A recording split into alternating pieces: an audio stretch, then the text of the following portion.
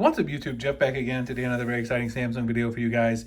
Today we are going to be talking about the Galaxy S23 Ultra and Samsung phones in general ability to save you battery inside the Wi-Fi settings. It's actually a hidden setting that not a lot of people know about. We're going to dig into those Wi-Fi settings, show you how to turn it on because it's actually off by default.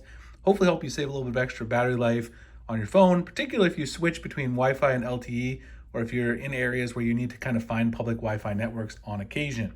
Before we get started, I do want to thank my son Jonathan for giving me a dinosaur here to hang out in today's video. As usual, today we have the Mosasaurus over here. And I also want to remind you guys that if you're interested in saving some money on your wireless service, you can do so by switching to my partners over at Mint Mobile. It's actually the best time to do so because right now they have one of their best sales of the year. You got unlimited premium wireless for just $15 a month. Now, Mint has a bunch of different plans with different data allotments to fit all needs.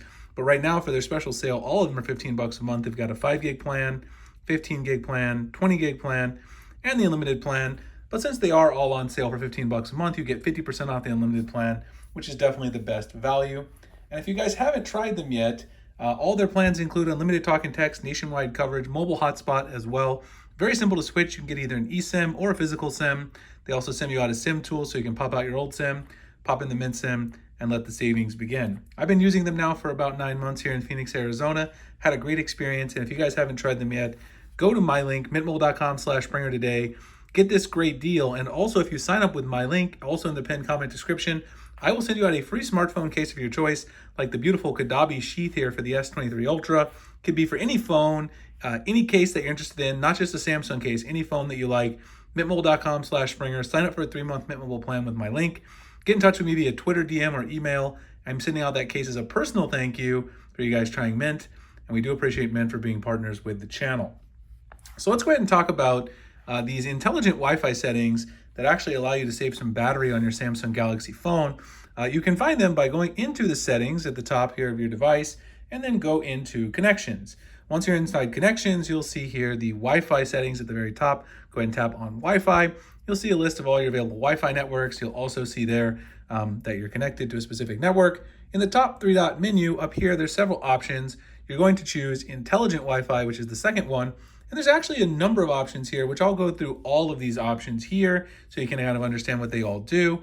But the one we want to talk about today is the one that's actually not enabled by default, and that is Wi-Fi power saving mode.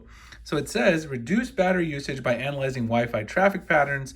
What this will allow you to do is it kind of understands how you use Wi-Fi when you're on certain networks, when you want to switch over to your 5G or LTE data plan to use the data there.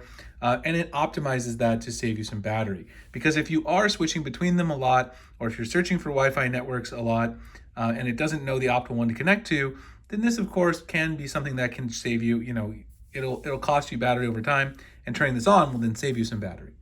So let's go through some of the other options here. A lot of these are on by default. One of them is switch to mobile data, which switches modal data whenever Wi-Fi connection is unstable or slow.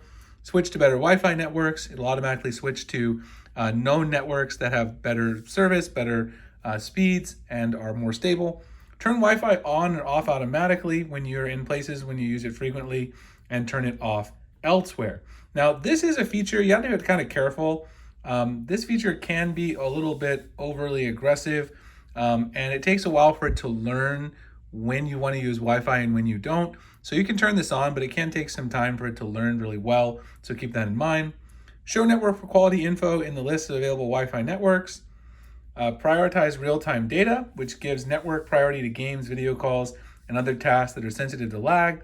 Background data usage is given less priority. So this makes sense to be on by default because if you're watching videos or playing games, you're on a video call, obviously you don't want that to be blurry or have lag in your game. This will prioritize background process like email refreshing, social media refreshing last, which could of course cause some of those notifications come in slower, but that's probably what you want. You probably want to leave that on. Detect suspicious networks. Obviously you want that on because if you're on a suspicious network that could be stealing your data, then you would have that. And then you also have auto hotspot connection, which will allow you to automatically connect to a mobile hotspot. That's a known one. If you want, you can do never, ask before connecting, or always. I turn this off because unless I really want to purposefully connect to a mobile hotspot, I always rather prioritize Wi-Fi because I'm on Wi-Fi most of the time, or my mobile data if I'm not on Wi-Fi. This is an actual app that you can actually tap down here. You can see the version number. You can see that you're a Wi-Fi developer. If you tap on that a bunch of times, you can actually get developer options inside Intelligent Wi-Fi, and it's right here at the very bottom. Talked about some of these in a previous video. If you go into Wi-Fi developer options, you can get connection information, nearby Wi-Fi information, Wi-Fi and network diagnostics, router-specific history, time-specific history, and application-specific history. What this will do is show you different applications and how they've used your data on Wi-Fi. You can see time-specific history, lots of interesting stuff here. Your connection information, nearby Wi-Fi information, how strong it is. You get a Wi-Fi heat map, which is really cool. Just some really cool, like nerdy statistics about your Wi-Fi. This is something that was introduced, I believe, with One UI 5.0 beta last year. I have a video where I dive pretty deep into this, but if you guys are interested in a more in-depth video, again, going through some of these features, let me know. And also let me know if you guys have used some of these features inside of the Wi-Fi developer options settings. If you do try the Wi-Fi power saving mode, let me know if you think it increases your battery life at all as well. Anyway, hope you guys enjoyed the video. Like, comment, subscribe to the notification icon for future videos like this. One UI 6.0 beta should be coming here in about a month, so we're getting really excited for that. We also got the Z Fold 5, Z Flip 5 launch next month. A lot of exciting times for Samsung fans. If you guys want to save some money on your wireless and also get a free smartphone case from me, mintmobile.com/Springer to sign up for a 3-month Mint Mobile plan.